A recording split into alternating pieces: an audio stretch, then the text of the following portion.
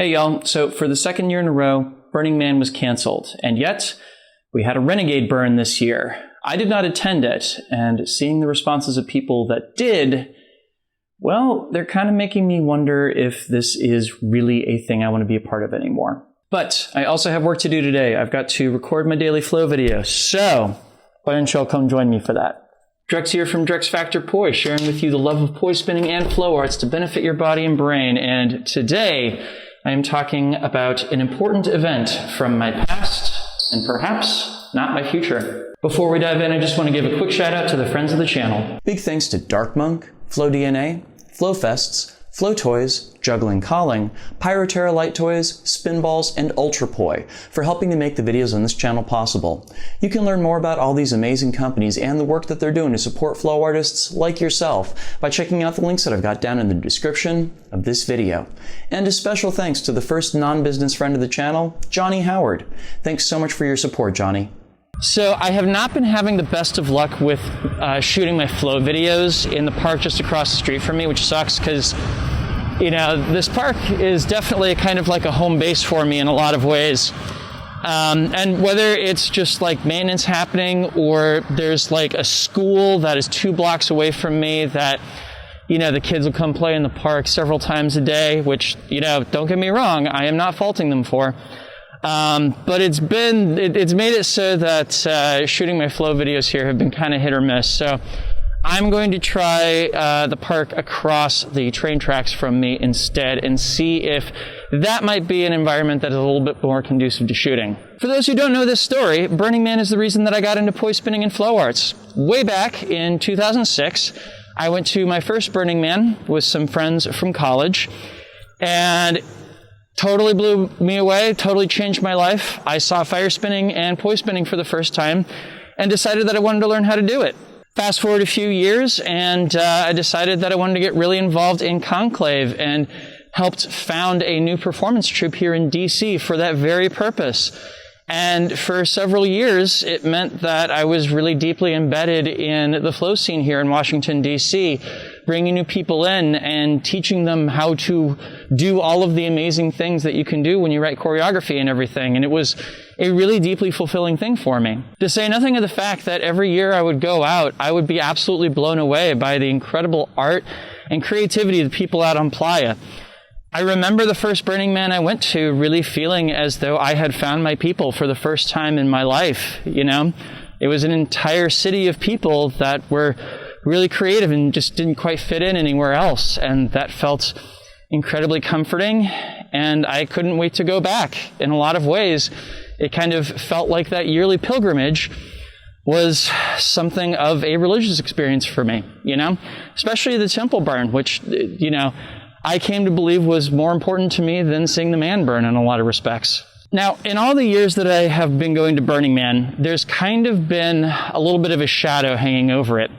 Many of us will recall that through the many events of the past 15 years, whenever you'd go to Burning Man, there would always be something wild that would happen, and you'd come home and you would see an article published by some major news source saying, you know, oh, Burning Man jumped the shark, or Burning Man lost its innocence, or what have you. And you kind of have this feeling of like a disconnect between the way that Burning Man and specifically burners were seen by the mainstream world and our perception of ourselves. One of the biggest examples of this is that there's kind of always been this little, I guess, like contrast hanging around the background, where to a lot of people, it seemed like Burning Man was really just a big party. And many, many burners, myself included, would swear up and down that there was more to it, that it was an intensely spiritual, creative, and transformative place. All right, so fast forward to the pandemic, and things get pretty wild pretty quickly. Not only do we have Burning Man canceled for the first time in its entire history, but we also have the most bizarre kind of tribalism emerging from it. Like, you know, it was alarming and disappointing to find responses to probably the biggest public health crisis of my lifetime be incredibly politicized. But finding out that there were people within this community that, were anti-vaxxers, anti-maskers, people that, for all intents and purposes, were doing the virus's work for it, and they were a part of this community. It was shocking, to say the least. To say nothing of the fact that a lot of conversations that had been avoided or kept within very small circles of people suddenly erupted into more mainstream discussions, especially here in the DC burner community. For the first time, we really started having very, very intense and detailed conversations about race and consent. And we discovered that a lot of people had a lot of resistance to even acknowledging that these issues existed in the first place. And, through it all, there's been that little piece of me that wants to believe, there are still good people that are a part of this community and they're willing to go out there and fight the good fight. And number two, that it meant that it was all the more important for me to stick around and make sure that my voice was included in those in the community, if for no other reason than so many of the loud ones seemed to be intent on maintaining a status quo that very clearly was not a good one for so many people. So now we get to 2021, and Burning Man has been canceled for a second time. And this is really important because we got a very, very clear message, both from authorities in Nevada as well as the Paiute Indian tribe whose lands we go through on our way into the playa, to not come this year. With all of the challenges that they were dealing with, they didn't want to have to deal with thousands of people descending upon their world, possibly infecting others, and making the whole situation worse. So what did the burners do? People were respectful, and only people that were in a very, very close radius showed up and made sure that they were operating under the most safe of precautions and making sure that they weren't putting the communities that they were traveling through in danger. Just kidding. 20,000 partiers showed up. And seeing the stories of people that went is absolutely wild to me. I have yet to read a single account of somebody saying, here's how I mitigated my impact on the communities that I went through. I have yet to see a single one of these narratives focused on, how did we make sure that, we weren't infecting anybody on the way in or the way out. Almost all of them boiled down to, I had a good time. Even more alarming, so many of these narratives are explicitly centered around rejecting any kind of authority, that going without the supervision of the Borg, going because they had been asked not to, is specifically a feature rather than a bug of this. It is literally a bunch of people saying, you told me I couldn't do this, so I'm going to do it anyway. And what do we do with this? Because it's not like it was a small group of really fringe burners that decided to do this. 20,000 people showed up. 20,000.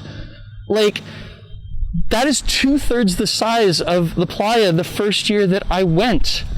That is so many people. So do I get that people are hurting and they want to see other people? Yes, of course I do.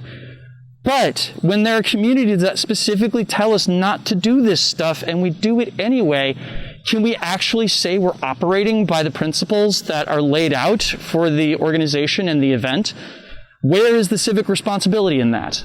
One of the most common threads of criticism I see people who attend the event regularly dole out is how they hate the tourists. They hate the people that just show up for the last couple days of the burn just to see the man burn and party and everything. And it is an inescapable conclusion to me that what they actually hate about those people is that they are a reflection of their own intentions that they do not want to address. So is Burning Man just a party? Well, yeah, this year it was. And I'll be real with you, I'm not much of a partier myself. At least I don't want to think I am. So I think at this point, yeah, I'm kind of done with this. It doesn't seem like the people that make up the population of Black Rock City anymore really reflect the person that I want to be or the impact that I want to have in the world. So I think it might be time to check out. Cool. I just got to my destination. Thank you all for listening to me rant about all this. Yeah, if you got anything out of this, please make sure to like, comment, subscribe, and share. I have absolutely no doubt that I'm going to get a ton of comments on this. I cannot wait for that.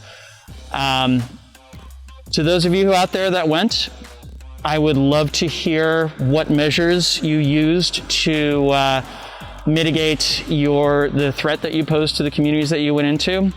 I've been very disappointed by the number of people who have very clearly put a shit ton of effort into planning out their vacations and their camp and everything, and then come back and said, oh, well, I couldn't get an appointment to get a test, so screw it, which is just like, you booked your damn hotel room. You could have booked an appointment to get tested too. But anyway, a final thank you, because this video would not be possible without the kind contributions. These amazing folks right here, these are my Flow patrons over on Patreon. And they, along with the wonderful people listed down in the description, help to make this video and all the videos on my channel possible. If you would like to sign up to support this work that I'm doing, bringing flow arts and poi spinning to the wider world and connecting people with their brains and their bodies as creative individuals, you can do so by heading on over to patreon.com/DrexFactorPoi and signing up. There you can get early access to all of my content, as well as a say in what topics I tackle in the future, plus some great extras and behind-the-scenes content as well. So please go check that out. Thank you so much in advance. What do y'all think? Did Burning Man jump the shark, or did we only just discover this year that it had jumped the shark a while ago?